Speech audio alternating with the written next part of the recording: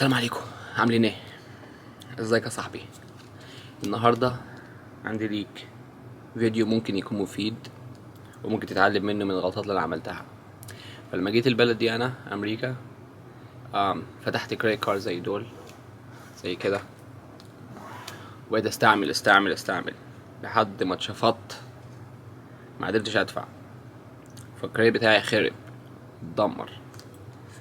ما ينفعش اشتري عربيه، ما ينفعش اشتري بيت، ما ينفعش تعمل اي حاجه. فانا اقول لك بقى في الفيلم ده اعمل لك انا اتعلمت ايه بالظبط من الكروت دي، وازاي يبقى عندك كريدت سكور 100.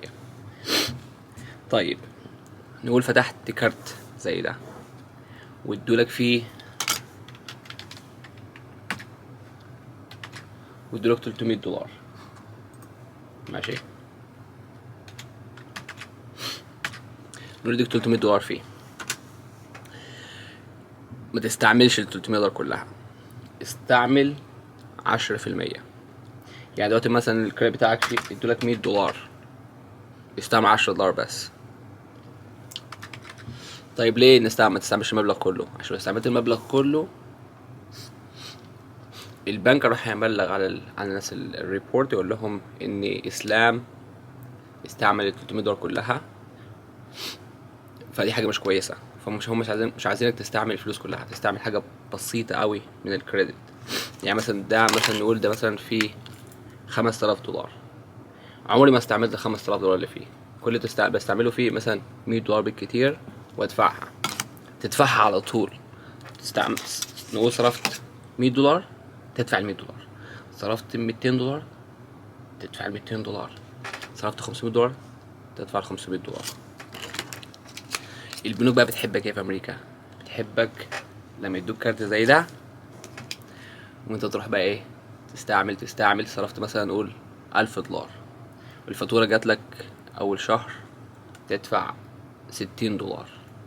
فانت تقول $60 مش وحشة، بس ايه، هتدفع ضرايب بقى على $60 دي بقى، كل شهر تدفع $60.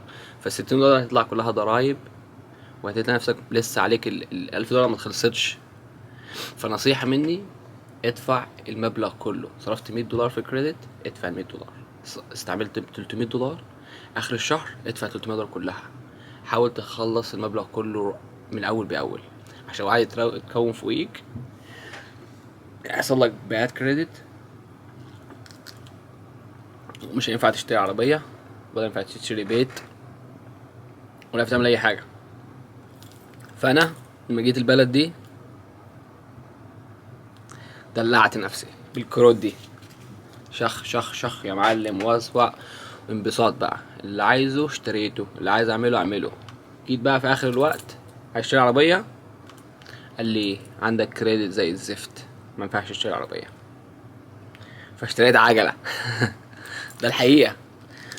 فقعدت بقى ايه 7 سنين لحد ما دول اتمسحوا من الريكورد نهائي. فهو بيقعد 7 سنين بيتمسح. فدي الحاجة اللي عرفتها برضو جديد طبعا. الناس المفلسين اللي زي كده، اللي بيتعلموا اللي بيحصل. فاللي اتعلمته ايه، اني لما ما دفعتش الكروت قعدوا يتصلوا بيا، ما ردتش عليهم ولا عبرتهم. ما عنديش فلوس، اديهم فلوس ازاي؟ فبعد 7 سنين كله اتمسح، كل الكروت اللي عندي كلها اتمسحت. فبقى ايه، عندي صفر. فالكريدت سكور بتاعي دلوقتي بقى ايه، من الاول وجديد.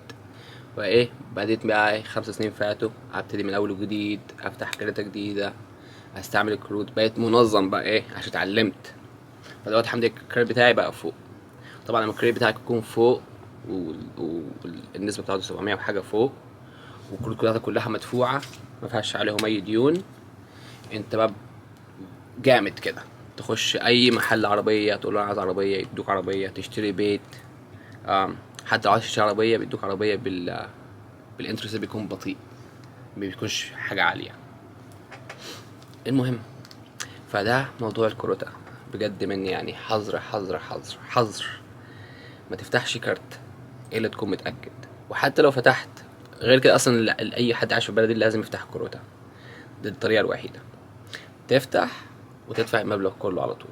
زي ما قلت لك يعني، صرفت $100، تدفع $100 في اخر الشهر، ما تدفع لهمش 50 وتدفع لهم 50 الشهر اللي بعده. هم البنوك هنا في امريكا عايزينك تعمل كده، عايزينك تدفع اللي هي ال 30 ل $40 اللي كل شهريه دي، مش عايزينك تدفع المبلغ كله، لان هم بيعملوا فلوسهم من الضرايب. بلد ذكيه صح. المهم اتعلم من غلطاتي، ان شاء الله الفيلم ده يعجبكم.